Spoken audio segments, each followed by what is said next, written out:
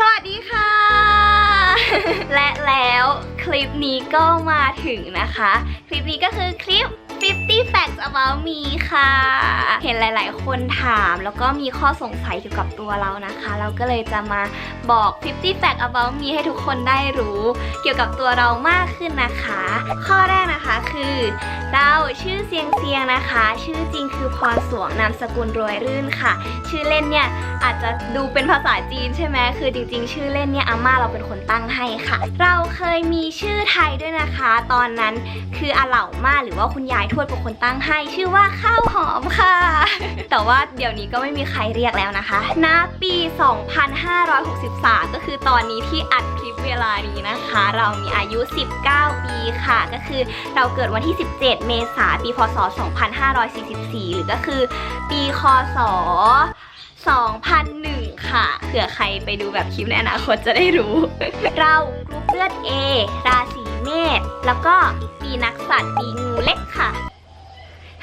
ณ ปัจจุบันก็คือปีนี้นะคะเราเรียนอยู่ที่มหาวิทยาลัยธรรมศาสตร์ค่ะเรียนที่รังสิตเรียนในคณะศิลปกรรมศาสตร์เอกการละครค่ะก็จะเรียนเกี่ยวกับละครเวทีค่ะเราเป็นคนจังหวัดนครปฐมค่ะแต่ว่าจริงๆแล้วเกิดที่กรุงเทพแล้วก็ย้ายมาเติบโตที่นครปฐมค่ะเพราะว่าคุณพ่อเป็นคนนครปฐมเรามีพี่น้อง1 คนนะคะคือน้องชายค่ะชื่อว่าซันซันทุกคนอาจจะเห็นในคลิปที่แล้วที่เราเรียกว่าเฮียซันใช่ไหมแต่จริงๆแล้วเขาเป็นน้องชายเราเองค่ะแต่ว่าที่เรียกว่าเฮียซันอะเพราะว่าเราแทนตัวเองเป็นแมวว่าแบบแมวมันน่าจะเรียกน้องเราว่าแบบเฮียซันอะไรอย่างนี้ก็เลยเรียกว่าเฮียซันค่ะแต่จริงๆแล้วเป็นน้องชายนะคะเราสูง161 เซนติเมตรค่ะถ้าที่ดีๆก็จะวัดได้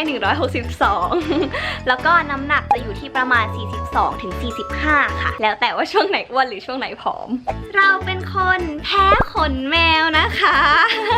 แต่ทุกคนคงงงใช่ไหมว่าทำไมเราเล่นกับแมวบ่อยๆจริงๆแล้วอาการแพ้ขนแมวของเราเนี่ยเป็นกรรมพันธุ์นะคะก็คือเป็นมาตั้งแต่คุณแม่เลยค่ะแพ้ขนแมวแต่ว่าอาม่าซึ่งเป็นแม่ของแม่ก็คือชอบเลี้ยงแมวมากก็เลยเลี้ยงแมวเลี้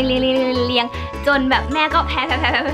ก็เลยหายแพ้เองไปโดยปริยายนะคะก็คือชนะนั่นเองตอนนี้เราก็เลยแบบว่าพยายามเล่นกับแมวเยอะๆจับแมวเยอะๆค่ะมีแต่ความหวังว่าจะหายแพ้ขึ้นสักวันนะคะเราเริ่มเข้าวงการครั้งแรกตอนอายุ 7 ขวบนะคะตอนนั้นมันจะเป็นโครงการประกวดของแบรนด์จูเนียร์เพื่อเอาเด็กเนี่ยไปเป็นแบบพรีเซนเตอร์แล้วก็ถ่ายโฆษณาแบรนด์จูเนียร์อะไรอย่างเงี้ยค่ะแล้วตอนนั้นเราเรียนเต้นเรียนรำไทยเรียนแบบ acting เรียนร้องเพลงอะไรกับ IDEO Performing Art นะคะแล้วเขาก็ส่งคลิปเราไปในโปรเจกต์นี้เสร็จแล้วทางนั้นก็คัดเลือก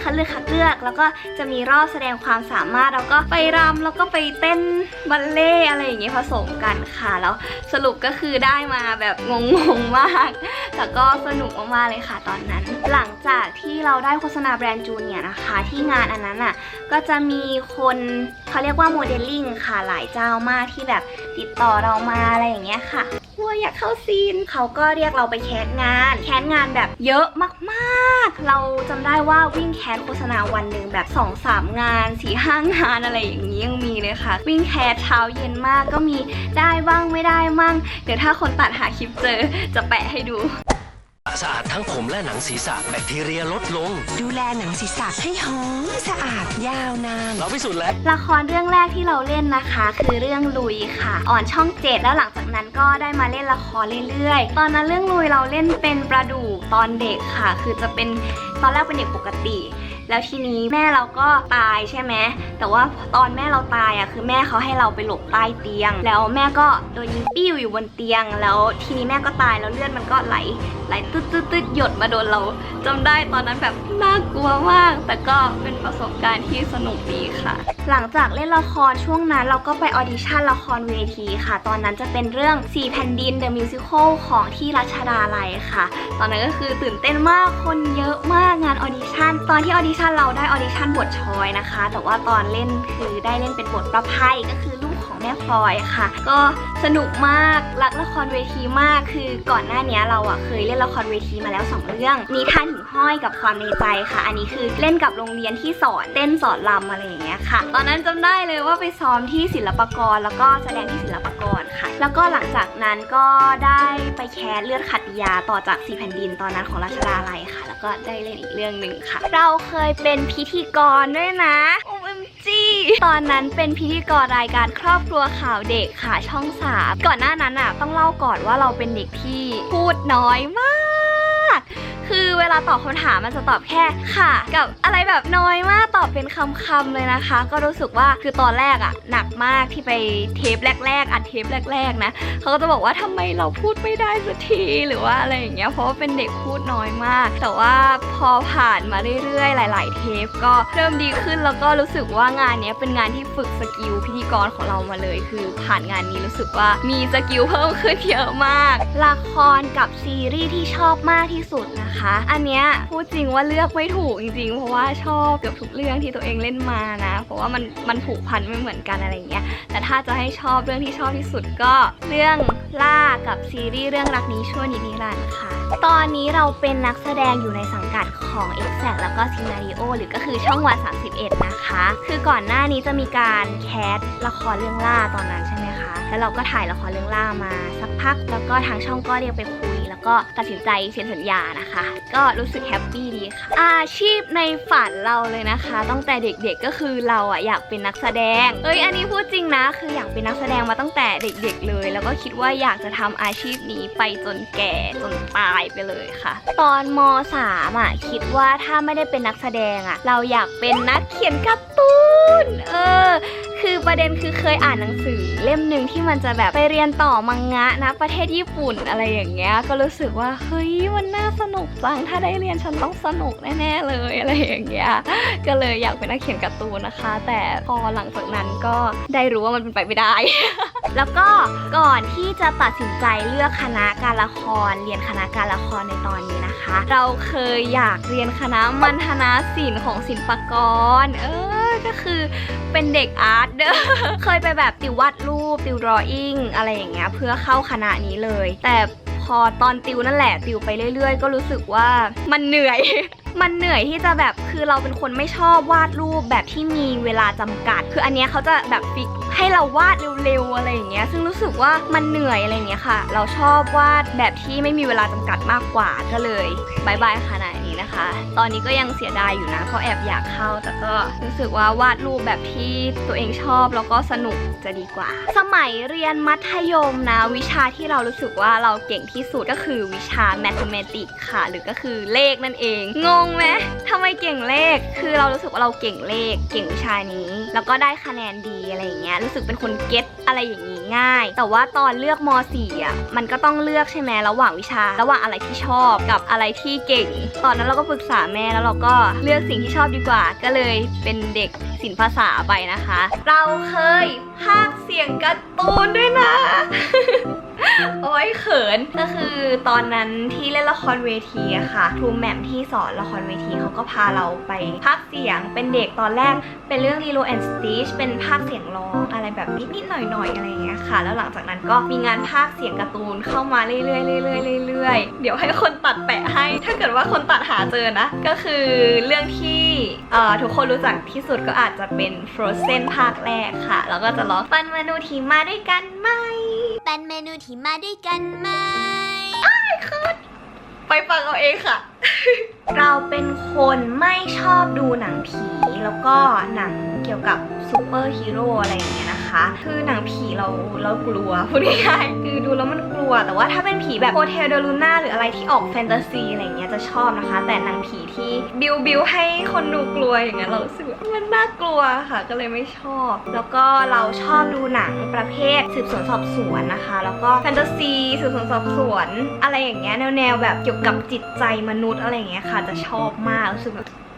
อินแต่ถ้าเป็นซีรีส์เกาหลีนะยิ่งสมัยก่อนเลยคือจะชอบดูแนวแบบแฟนตาซีสอบสวนอย่างที่บอกใช่ไหมแต่เราจะไม่ค่อยชอบดูแนวแบบโรแมนติกกุ๊กกิ๊กสมัยก่อนขอดอกจันว่าสมัยก่อนเพราะว่าตอนเราไปเล่นสาวน้อยร้อยล้านวิวใช่ไหมลุงอีที่เป็นผู้กำกับเขาก็บอกว่า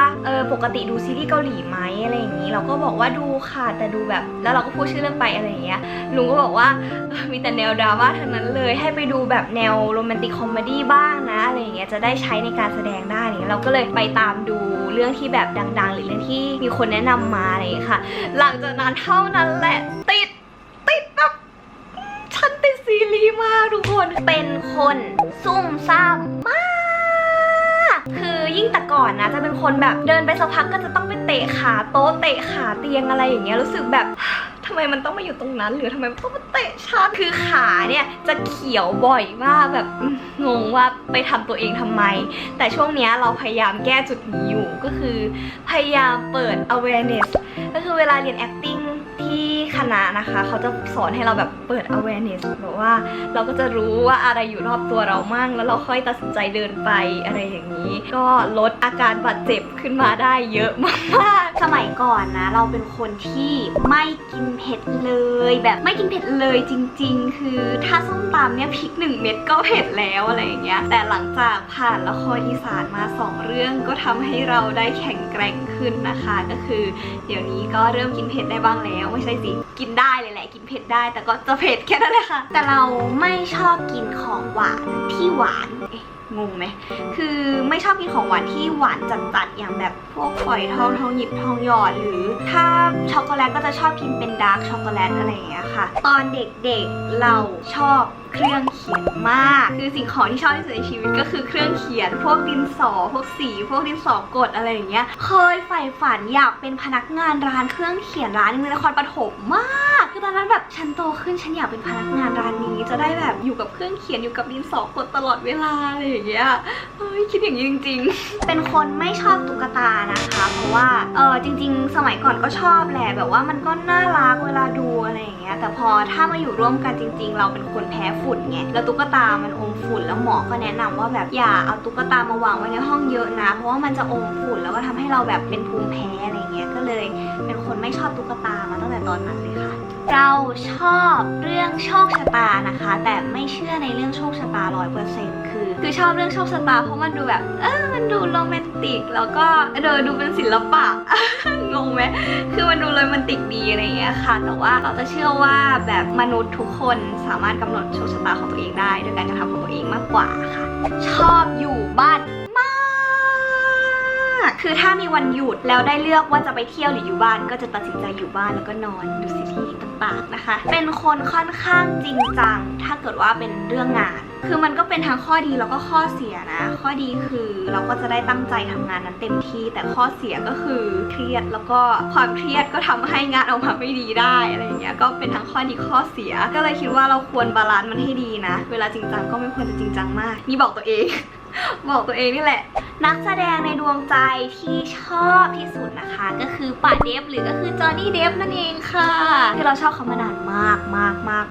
ตั้งแต่เด็กอะเรื่องแรกที่ชอบเขาก็คือเรื่อง Alice in Wonderland เราข้างตัวละครแมทแฮทเทอร์มากคือหลังจากดูเรื่องนี้ภาค 1นะซีซั่น 1จบครั้งแรกก็คือไปนอนร้องไห้คือไม่รู้ประทับใจหรือว่าอะไรสักอย่างคือร้องไห้แบบงงมากเคยแบบฝันว่าถ้าตัวเองได้เป็นอลิซหลุดไปในวันเดอร์แลนด์อย่างนั้นก็คงจะดี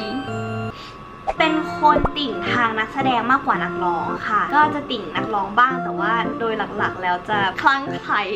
ไปในทางนักแสดงมากกว่าค่ะแต่ก่อนหน้านี้เคยสายตาสั้น400ไม่เอียงนะคะแต่สั้น400แล้วข้างนี้เหมือนจะ350ก็คือสั้นเยอะเวลาถอดแว่นก็คือจะมองไม่ค่อยเห็นใครก็คือ living in the blur แบบอยู่ในโลกที่เบลอมากๆแต่ว่าตอนนี้ไปทำเลสิกเรียบร้อยแล้วค่ะก็เลยทุกอย่างชัดและเคลียร์มากเคยจัดฟันทั้งหมด2 รอบนะคะแต่ว่าจัดแบบใสนี่ Invisalign ค่ะเขาเรียกว่า Invisalign ก็คือจะเป็นเหมือนรีเทนเนอร์ใสๆให้เราครอบเข้าไปแล้วก็เปลี่ยนเทรทุกอาทิตย์หรือ2 อาทิตย์อะไรเงี้ยไปเรื่อยๆก็ออกมาเป็นแบบนี้ค่ะ ไม่เคยทำสีผมเลยตั้งแต่เกิดค่ะก็คือผมเป็นแบบนี้ผมตรงๆแล้วก็เวลาโดนแดดบางทีก็จะออกน้ำตาลนิดๆค่ะก็คิดว่าพอใจอยู่แล้วก็เลยไม่ทำสีค่ะขับรถเป็นแล้วนะคะมีใบขับขี่แล้วตกใจไหมนี่เดี๋ยวให้ดูนั่นแหละค่ะ this is me คือจริงๆอะตอนเราอ่านบทเรื่องมงกุฎดอกหญ้ามันจะมีซีนที่ขับรถเราก็คิดว่าเฮ้ยฉันต้องขับรถในฉากแน่ๆเลยก็เลยไป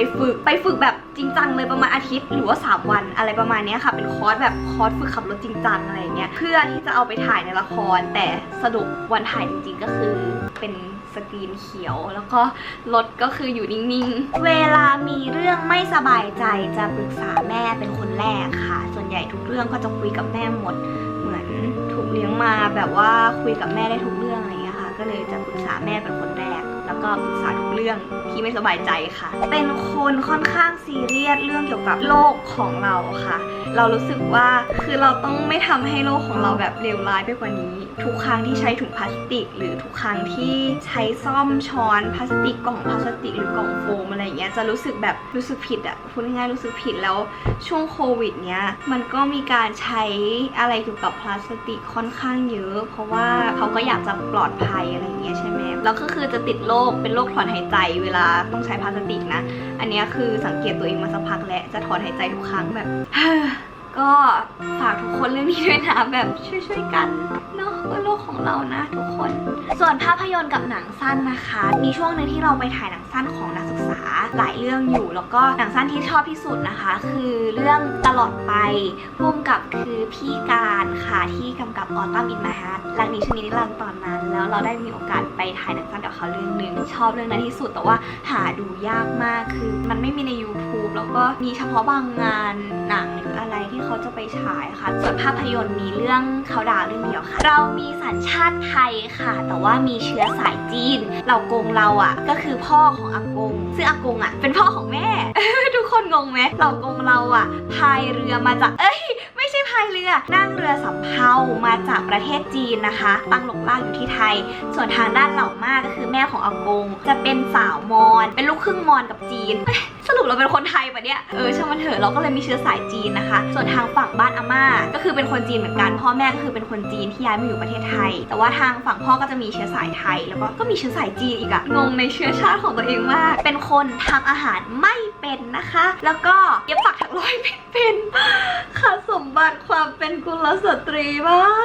กคือทุกคนอาจจะคิดว่าเราเก่งศิลปะใช่ไหมเพราะเราชอบวาดรูปได้แต่ถ้าเป็นอะไรที่แบบเป็นงานฝีมือหรือเย็บปักถักร้อยอะก็คือศูนย์ทำไม่เป็นเลยคือถ้าใช้เข็มก็อาจจะเข็มที่นิ้ว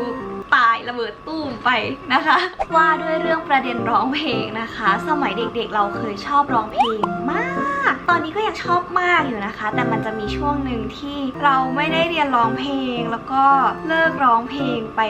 ช่วงหนึ่งรู้สึกเลิกร้องเพลงไปช่วงหนึ่งมันจะเป็นช่วงที่ไม่รู้ว่าผู้หญิงคนอื่นเป็นไหมนะแต่เรารู้สึกว่าเราเสียงทุ้มลงเสียงทุ้มลงแล้วก็มีเสียงแบบแหบๆไม่ได้เหมือนเสียงเดิมที่เราเคยมีมาแต่ก่อนหน้านี้อะไรอย่างเงี้ยค่ะคีย์ที่เราเคยร้องได้มันก็ร้องไม่ได้อะไรอย่างเงี้ยแล้วตอนนั้นอะเป็นตอนที่เราเล่นละครเวทีเรื่องเลือดขัตติยาพอดีซึ่งแบบมันร้องไม่ได้เหมือนเดิมอะแล้วมันก็ท้อมากๆแต่ตอนนั้นมันก็จบตอนละครเรื่องนั้นผ่านมาได้ด้วยดีแต่ว่าคุณครูที่สอนร้องเพลงเราปกติที่ IDEO อ่ะเขาย้ายไปคือ IDEO อ่ะย้ายไปจากนครปฐมไปอยู่ที่กรุงเทพซึ่งห่างไกลโพดพลฟากทะเลมากในขนาดนั้นห่างไกลมากใช่ไหมเราก็เลยไม่ได้เรียนร้องเพลงแล้วหลังจากเรื่องนั้นน่ะก็ไม่ได้ร้องเพลงเลยรู้สึกไม่รู้เป็นปมหรืออะไรก็ไม่ได้ร้องเพลงเลยรู้สึกว่า